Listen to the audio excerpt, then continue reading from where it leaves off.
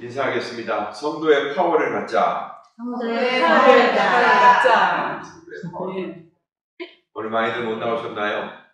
아마 24일날, 25일날 너무 달리신 것 같은데 보니까. 육신적으로 또 송년이라 또 많이 피곤하실 수도 있을 것 같습니다. 오늘은 할 수 없으나 할 수 있게 한 그 무엇, 이 제목을 가지고 은혜를 나누고자 합니다. 이스탄불에는 여러 시대의 건축물이 있죠. 비잔틴 시대, 우리가 유럽에 가보면 성이 있고, 그 다음에 뭐 수로도 있고, 그 다음에 예레바탄 사라이라고 지하궁전도 있고, 뭐 여러 가 있죠. 바로 비잔틴 시대의 유적이죠. 또 코라 유적도 있고, 또 그런가 하면 오스만 투르크 시대의 유적들이 또 이렇게 있죠. 성소피아 사원은 비잔틴 시대의 유적이라면 그 앞에 있는 블루 모스크는 또 오스만 투르크 시대의 유적이죠. 그리고 현대에 이르러서의 많은 건축물들이 있습니다. 탁심은 이제 그 오스만 투르크가 이제 한참 개화될 때 제노아 사람들이 자리 잡았던 그쪽 사람들, 유럽의 어떤 문화들이 좀 꼽힌 곳이고, 그러다가 이제 점점 현대에 들어와서 우리 여기 오스만 빌딩부터 시작해서 쭉 레벤트 저 위로 올라가면서 현대식 건물들이 뭐 이렇게 줄줄이 늘어서는 그런 여러 가지 건축의 양식들이 이렇게 존재하고 있는 것을 우리는 보게 돼요. 그런데 오늘 우리 주님도 강력하고 영원한 건축물에 대해서 좀 보여주세요. 오늘 우리 주님이 우리에게 보여주려고 하는 그림은 그 하나의 건축이에요. 건축인데 지어져 가는 건축. 저 스페인에 가면 무슨 가우디인가 뭐 이런 아직도 짓고 있는 성당이 있다고 그러잖아요.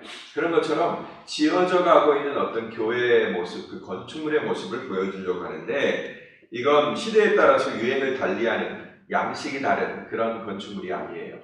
그리스 가면 코린트 양식, 그 전에 무슨 양식, 여러 가지가 있죠. 점점 화려해지고 이런 것들을 보게 되는 어떤 양식을 얘기하는 게 아니라 이 건물은 지금도 세워져 가고 있는 살아있는 어떤 건물이고 강력하고 영원한 건축물이다라는 것입니다.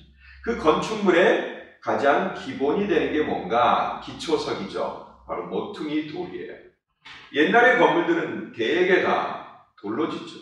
그래서 우리는 로마 시대 많은 유적들이 지금까지도 남아있는데, 로마 시대뿐만 아니라 그 이전 선사시대까지도 저쪽 알라자 회육인가 어디 이런 데 가면은 선사시대 건물들도 막 여전히 남아있다고 그러잖아요. 근데 오래 남아있는 건축물들의 대부분은 뭘로 만들어졌죠? 돌로 만들어졌죠. 바로 그래 오늘 여기 성경에 등장하는 개념이 그 하나님의 집을 짓는 데 사용되는 새로운 돌, 그 모퉁이 돌에 대해서 오늘 얘기하고 계신다는 것입니다. 6절 말씀을 한번 보겠습니다.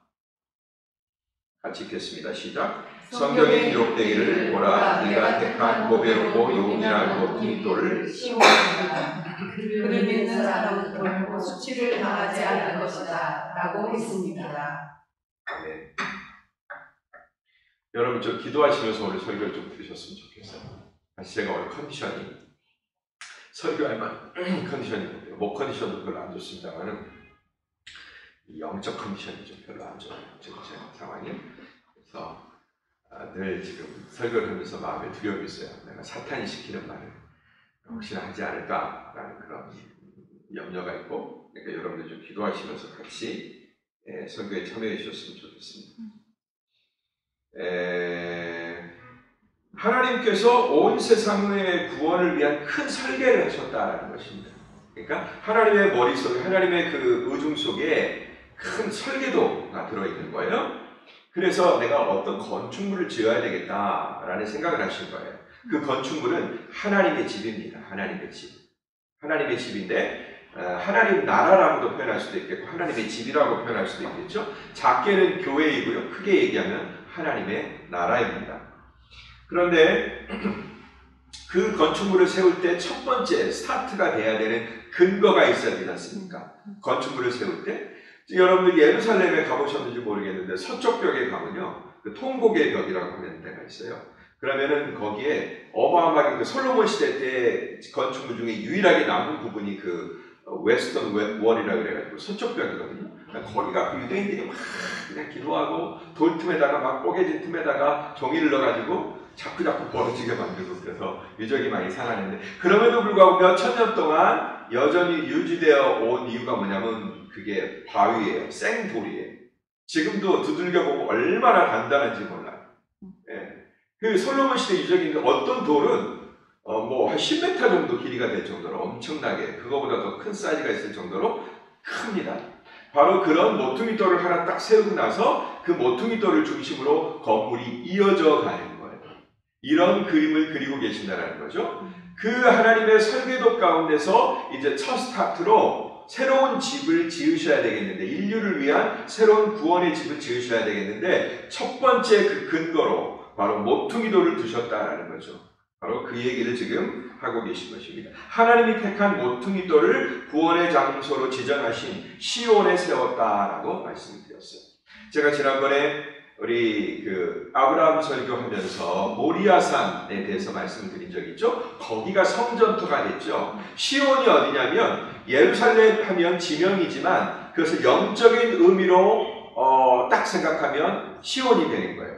자, 우리 민족을 생각할 때 서울 이렇게 현대 사람들은 뭐라고 얘기할 수 있겠지, 여러 가지로 얘기할 수 있겠지만 우리 민족을 상징하는 어떤 그런 말들이 있잖아요. 그런 말을 하나 딱 경주를 표현하는 말, 서라벌 이렇게 하는 것처럼, 그렇게 하면 우리 그 나라야, 내 땅이야, 내 고국이야 라는 의미가 확 들어오는 그런 말이 있잖아요. 그런 정신적인 의미로 부여된 이름이, 명명된 이름이 시온이에요. 예루살렘을 가리키는 거죠. 바로 그 예루살렘, 하나님의 구원이 시작되는 모리아상에서 하나님이 그 구원을 예비하셨죠?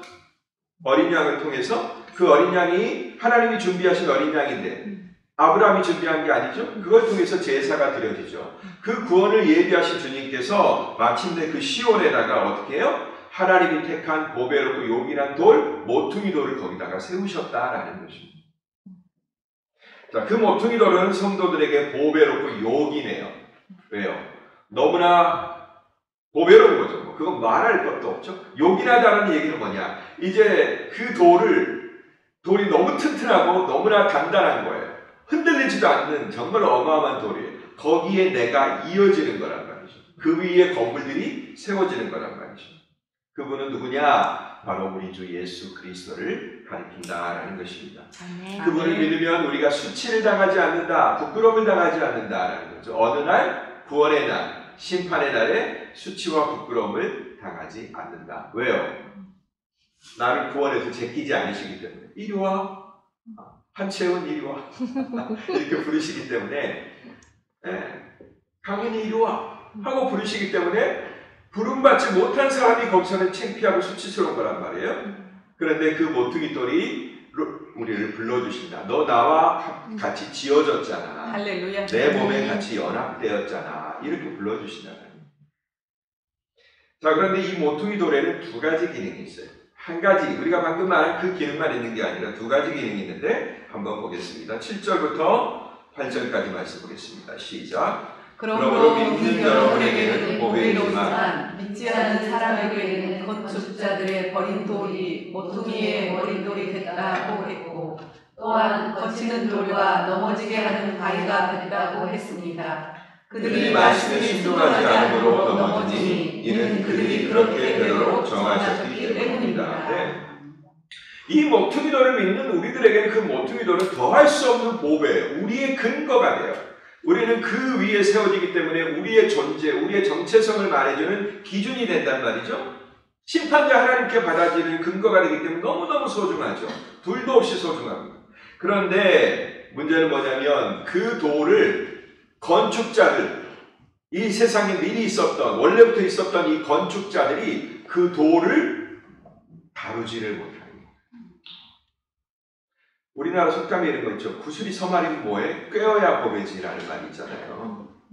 그런데 어마어마한 정말로 유용한 돌을 하나님이 주셨는데 이 돌을 그동안의 석공들, 그 돌을 다루는 건축자들이 이 돌을 자기들이 다뤄왔던 방식으로는 못 다룬다라는 얘기예요. 네? 그래서 이 돌은 이전의 방식으로 그들에게 다뤄지지 않는 거예요. 이전의 방식이 뭐죠? 바로 율법에 의해서 그들이 하나님을 믿어왔던 그동안의 방식, 그거 갖고는 이 산돌, 이 모퉁이 돌, 계속 우리가 돌 얘기를 하고 있는데, 여러분 돌이 나쁜 게 아니에요. 우리 누구 머리 나쁜 사람 이렇게 돌이라고 그러는데 돌이 나쁜 의미가 아닙니다. 이 산돌, 모퉁이 돌을 논하는데 그동안에 그 사람들이 돌을 다뤄왔던 방식, 내가 내 집을 지어야지, 내가 내 건축물을 지어야지, 헤롯이 지었던 그 아름다운 건축물들, 그런 것들 생각했던 사람들은 돌을 능숙하게 다루는 석공들이란 말이에요. 예루살렘 성전도 돌로 지어졌죠. 그랬는데 그건 자기들이 아무나 다룰 수 있는 방식이 아닌 거예요. 이 돌은 그동안 다루었던 방식으로는 도저히 옮길 수도 없고 손볼 수도 없고 할 수 없는 그런 돌이에요. 오히려 자신들이 그 돌 위에 맞춰줘야지 돌을 내 방식대로 맞추려고 하면 안 되는 그런 돌이란 말이에요. 그렇기 때문에 외면을 당했던 거죠. 버려진 거예요.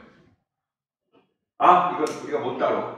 돌만 크기만 크지 아무 쓸모가 없어 하면서 이스라엘 사람들은 그 돌을 버려버렸어요. 그래서 건축자의 어떤 돌이라고요? 버린 돌이라고 얘기합니다. 건축자들이 버린 돌이다. 기존의 방식을 고집하던 세상에게는 그래서 뭐가 되죠? 거추장스러운 존재가 돼요. 자기들이 지어놓은 건물들이 있는데 그 길로 뭐 이렇게 아치도 만들고 다리도 만들고 해서 도로도 만들고 해서 지나가야 되겠는데 늘 지나다니는데 오히려 방해가 된단 말이에요. 오히려 그 돌을 중심으로 자기를 맞추지 않으니까 나를 중심으로 그 돌을 어디다가 쌓으려고 하고 나를 중심으로 그 돌을 활용하려고 하니까 내가 가려고 하는 길에 내가 여태까지 익숙하게 제약과 착하면서 교묘하게 섞으면서 편집하면서 나를 위해서 유용하게 만들었던 그런 신앙의 방식들이 안 통하는 거죠. 그 돌 때문에. 그러니까 대로 가운데 그 돌이 딱 놓여 있는 거예요. 내가 다니던 그 고속도로, 늘 익숙하던 그 길 가운데 하나님이 떡하니 움직일 수도 없고 포크레인도 안 되고 기중기도 안 되고 뭘로 들어도 안 되는 어마어마한 돌을 거기다가 딱 갖다 놓으신 거예요. 그러니까 어떻게 해요? 이거 쓸데없이 없어 하면서 그 주변에서는 어떤 건축도 하지 못하게 하는 거죠. 지나다닐 때마다 아이고 이 귀찮은 돌 하면서 자기들 실력 없다는 얘기를 안 하고 어떻게 해요? 돌이 나쁘다라는 얘기를 하는 거죠. 예수님은 그렇게 우리에게 주어진 바된 거다. 여러분 건축자의 버린 돌을 그렇게 이해해야 되는 겁니다. 저도 최근에야 이해가 됐어요. 그 말씀.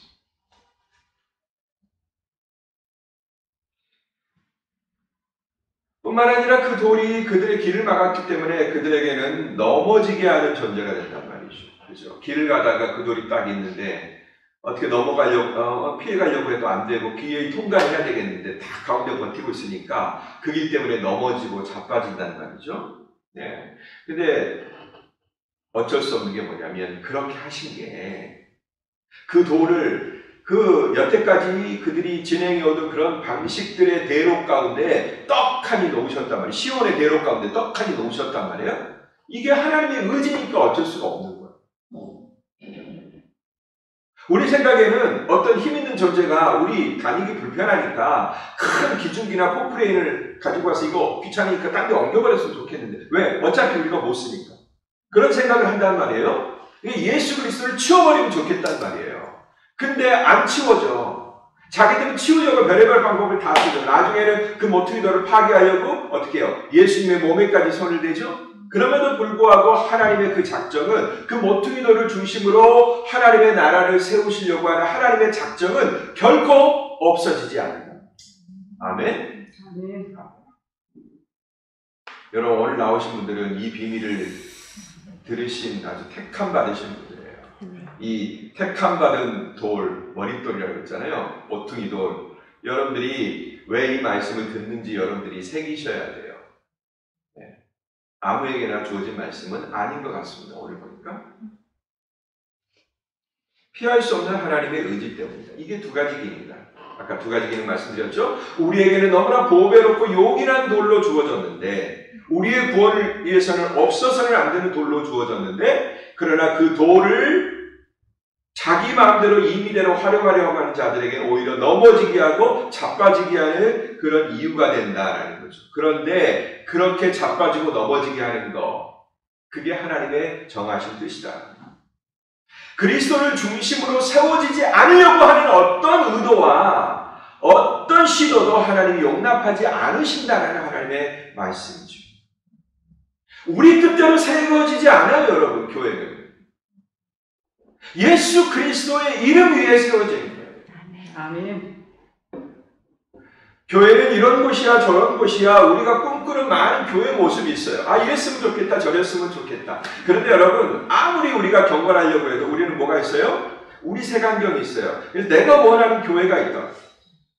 뭐 꼭 틀리지 않으면 이렇게 하면 안 돼? 라는 그런 생각이 우리에게 있다. 그러나 교회는 그런 식으로 쉽게 그 모퉁이 돌이 그냥 가볍게 옮겨지는 게 아니에요. 세상이 아무리 험해지고 현대에 아무리 복음이 무시당하고 교회가 멸시당하고 쪼라들고 있는 것 같고 확장되지 않는 것 같고 갈수록 소멸되고 있는 것 같은 그런 상황 가운데 제일 염려하실 분은 누구겠어요? 하나님이시겠죠. 왜? 하나님의 교회니까. 근데 하나님은 그거 갖고 염려하지 않으신다. 하나님의 세우시는 나라는 견고하고 결코 그런 것들에 의해서 좌우되지 않는다. 아멘.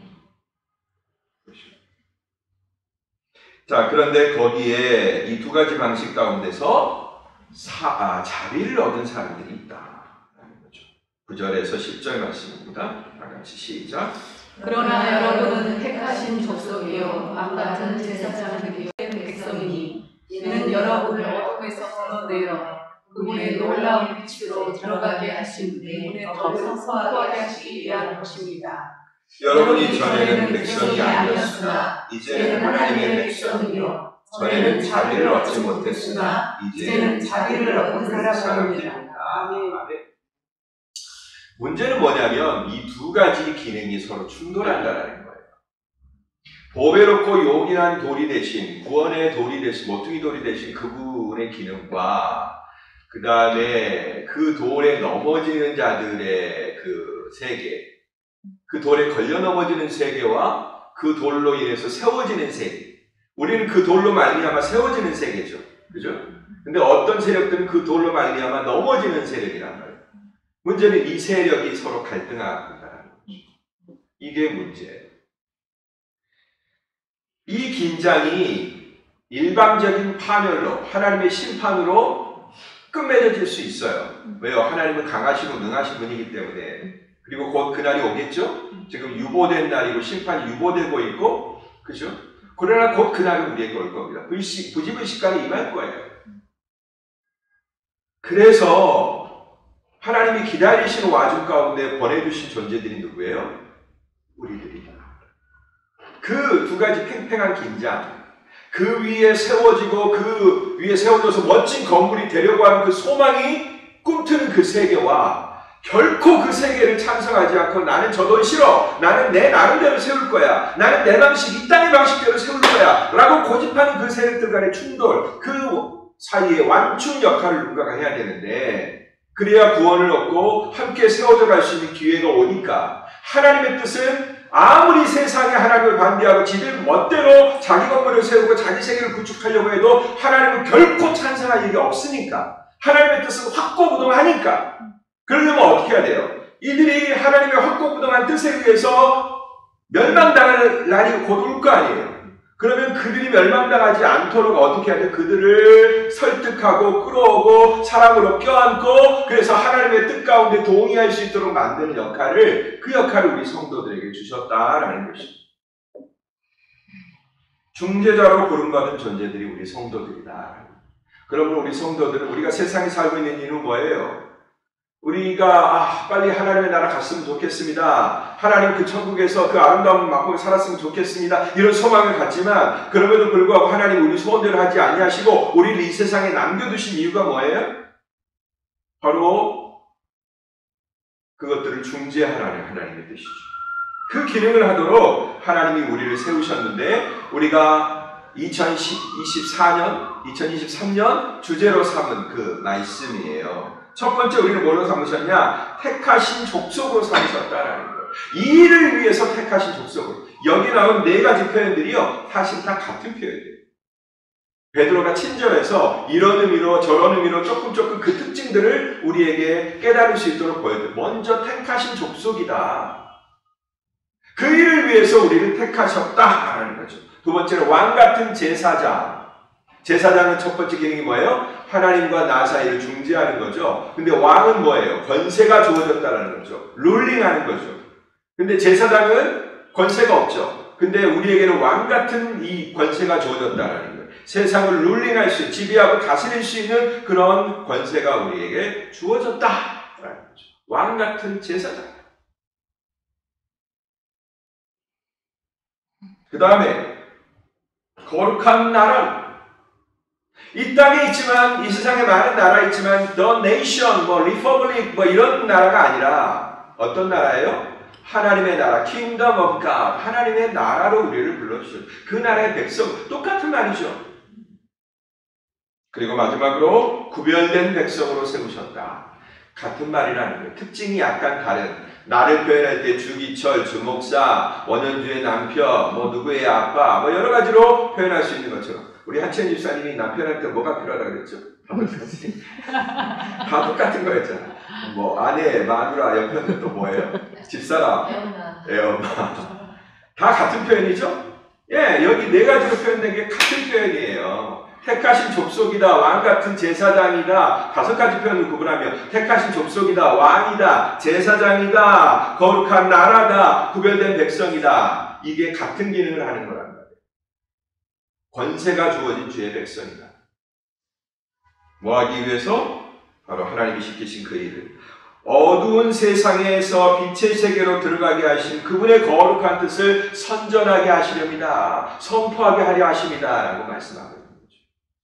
내가 바로 그런 사람이었다라는 거예요. 나도 버려진 돌이었고 유용하지 않는 돌이었다. 하마터면 이 세상에 지금 정말 허무맹랑하고 금방 허무하게 무너져버린 이 세상의 여러 문화의 건물들, 이 세상의 쾌락의 건물들의 한 부속품이 되어서 그냥 거기에 속하고 그냥 언젠간 무너져버리고 많은 그런 건물로 세워질 뻔한 존재였는데, 그러나 예수 그리스도 그 모퉁이 돌에 내가 연결되고 상합되어서 나 또한 예수 그리스도가 가지고 싶은 무한한 생명, 무한 생명력을 내가 전이받고 그분과 함께 세워지는 결코 쇠하지 아니하고 무너지지 않은 나라가 되었다. 이 사실을 세상 죽어가는 모든 사람들에게 선포하게 하시려고 하나님이 불러내셨다. 이걸 선전하라는 거야. 한 가지 중요한 사실은 그걸 또 언급하고 있는데, 우리에게 예전에는 이런 역할이 주어지지 않았다라는 거죠. 마지막 말씀, 10절 말씀. 여러분이 전에는 백성이 아니었으나 이제는 하나님의 백성이며 전에는 자비를 얻지 못했으나 이제는 자비를 얻은 사람들입니다. 모퉁이돌 대신 그리스도를 믿는 성도가 됨으로써 우리는 그 신분과 역할을 부여받았다라는 것입니다. 여러분, 주의 자비로 100% 주의 자비로 이걸 부름받았다면 우리가 자랑할 것이 하나도 없잖아요. 그죠? 내 목소리 내고 막 드러내고 막 흥분하고 막 그럴 이유가 없잖아요. 그죠? 이제는 감격과 감사로 그 일을 감당해야 되는 그런 과제만 남은 거예요. 왜요? 예수님도 그 얘기 하시잖아요.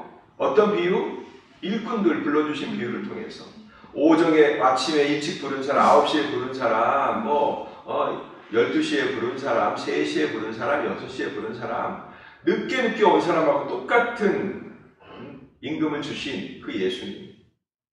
주님의 부르심이 그와 같다는 것이죠. 그러니까 먼저 부름받은 사람이 이만큼 나오죠? 아니 왜 우리를 똑같이 대우하십니까? 그런데 이게 약속이라는 거, 주님이 주신 약속이라는 거죠. 우리는 천국에 가면 5성급 천국에 가고 늦게 믿은 사람들은 3성급 호텔에 가고 그러나요? 네. 세상은 그렇게 차별해요. 위대한 목사가 5성급 호텔에다가 딱 방 잡아주고 저처럼 이름 없으면 그냥 성이 없는 호텔에다가 방 잡아주고 그럴 수 있어요. 그러나 여러분, 우리 예수님은 다 5성급이에요. 네, 다 5성급보다 훨씬 더 낫죠. 그런 나라를 우리를 불러주시는 거죠. 뭘로? 자비로. 그러니까 부름받은 사람들, 그 하나님의 나라에 들어간 우리들은 어떻게 해요? 아무런 불평불만이 없어야 된다는 거죠. 오직 감사와 감격으로 그 은혜를 받을 뿐이다. 오늘 이 말씀이 본도와 갑바도기아와 비두니아와 아시아 이 터키 지방에 있었던 그리스도인, 이방인 그리스도인들에게 선포된 말씀이다라는 것입니다. 여러분,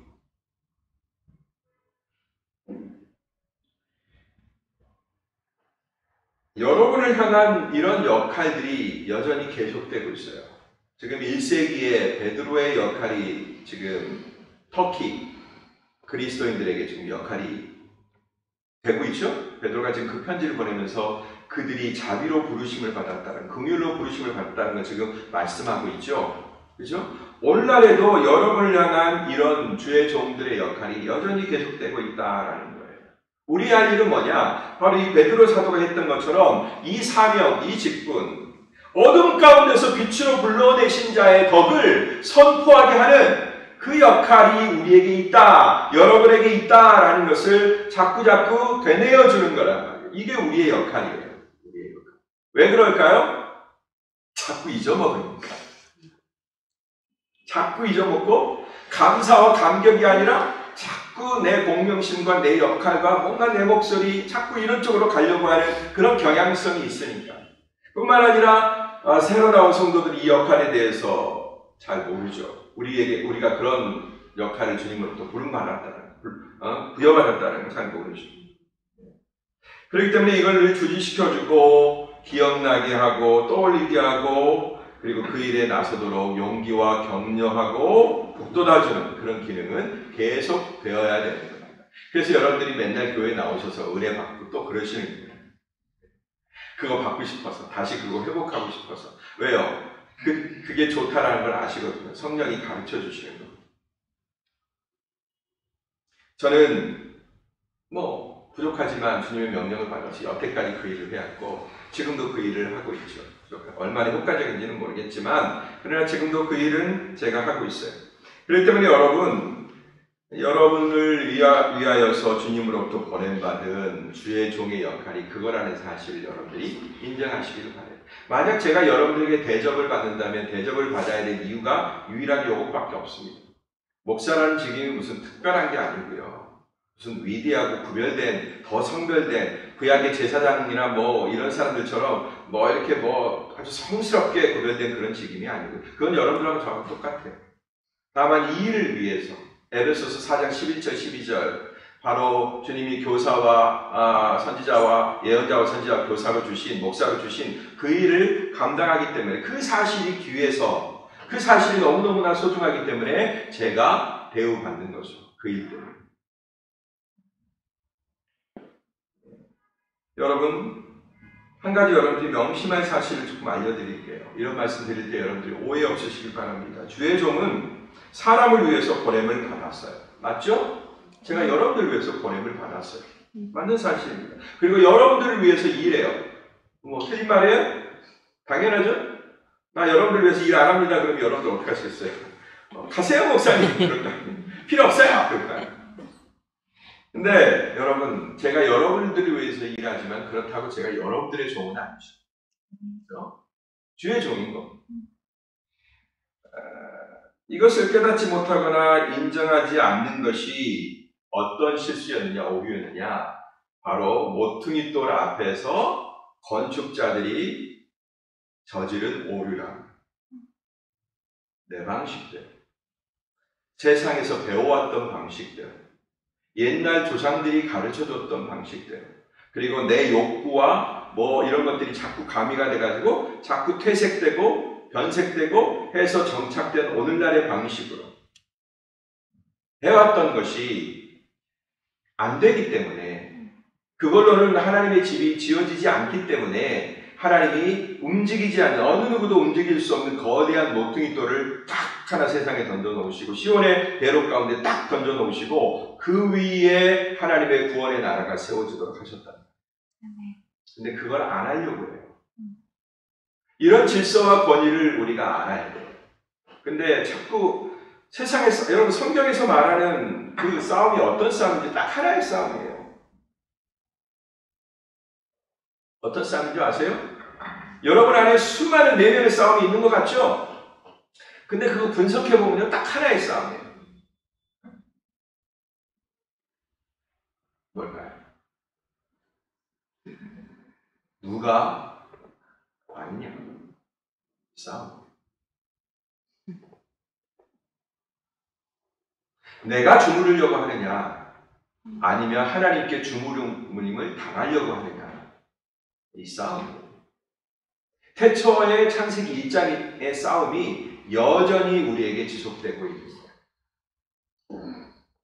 근데 옛날에는 그 돌들이 좀 물컹물컹하고 옮기기가 쉬웠어요. 사람들에 의해서 다뤄지기가 좀 쉬웠어요. 왜? 인간의 법으로 주어졌기 때문에. 인간의 삶의 구체적인 법으로 주어졌기 때문에. 그래서 변색하기 쉽고 그 뒤에다가 자기의 양심을 살짝 가려놓기 쉬웠어요. 얼마 전에 제가 자동차를 누가 박아가지고 그냥 겉만 보니까 그냥 살짝 망가졌어요. 살짝 금이 가고. 그리고 나서 이제 어제 차를 제가 찾았거든요. 공장에 가서. 그리고 나서 이제 제 바꾼 그 라이트 박스 차 빙 비추는 거 있잖아요. 그거 그 고장난 걸 이제 교체한 걸 딱 저한테 보여주는데, 아니 밖에서 볼 때는 겉면만 보이잖아요. 그러니까 아무렇지도 않죠. 등도 켜주고. 근데 안에 보니까 안은 박살나 있는 거예요. 밖에 돼 있어요. 근데 제 차를 그렇게 한 사람, 아 이거 별거 아니다. 이거 좀 뭐 조금 해서 이거 조금 칠하고 조금 하면 된다. 이렇게 쉽게 얘기를 했어요. 근데 그걸 막상 분해해 보니까 완전히 박살나 있는 거예요.